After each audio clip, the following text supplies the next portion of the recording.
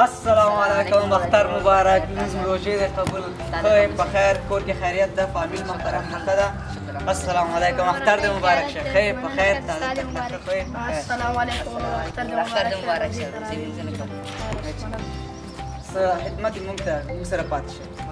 خدای پاک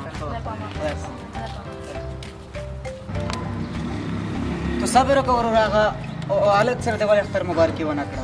بس خبرې ورسره نه کوم، جنګ مې ورسره کړی دی. دا څه وه؟ دا مخکې مې ورسره جنګ ګوره دا کارونه مه کوه، دا په اسلام کې ناروا کارونه دي. د الله تعالی او د رسول د خبرو نه تو سرغړونه کوې. تو باید هغه کشي د تو هغې باندې شفقت وکړه، شاید هغه پوه شوی نه وي. تو لاړ شه هغې سره اختر مبارکي وکړه چې خدای او رسول درنه خوشحال شي. را چې لاړ شو والکه ته ولې هغې سره اختر مبارکي ونه کړله؟ جنګ مې ورسره کړی بس نه مې لګي ورسره. دا د قرآن او د سنت خلاف دی. راځه چې ورسره دوستي وکړه، اختر مبارکي ورسره وکړه. تېر دې شه نه تېرېدل نشته، راسې خپلوي ورسره وکړه، دوستي ورسره وکړه.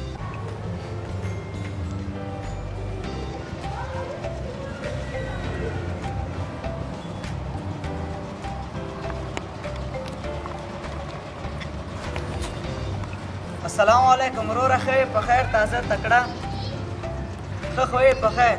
چېرته یې وروره؟ د رویال ایسې انګړ ته راشه، لږ ضروري کار مې در سره دی او هغه ملګري دې ځان سره واخله او راشه. زر راشم دغه رویا انګړ کې ناست یم. په خیر راشئ، خیر اوسه، مننه، د خدای په امان.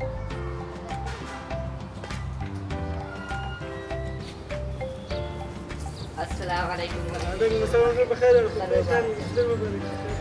جوړ بخیر، اختر دې مبارک شه، ښې وروره بخیر، جوړ بخیر، اختر دې مبارک شه، ښې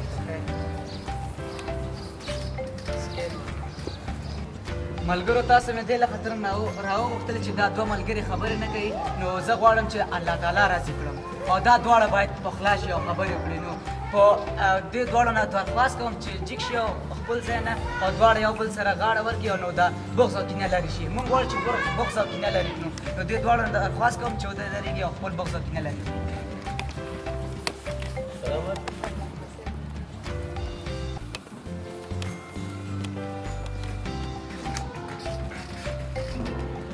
ګرانو ملګرو، دا نن ورځ د خوشحالۍ ورځ ده. که څوک یو بل نه خفه وي نو د اختر او د پخلاینې ورځ ده، نو لاړ شئ یو بل سره خبرې وکړئ او خپل اختر ښه په خوشحالۍ سره تېر کړئ. والسلام.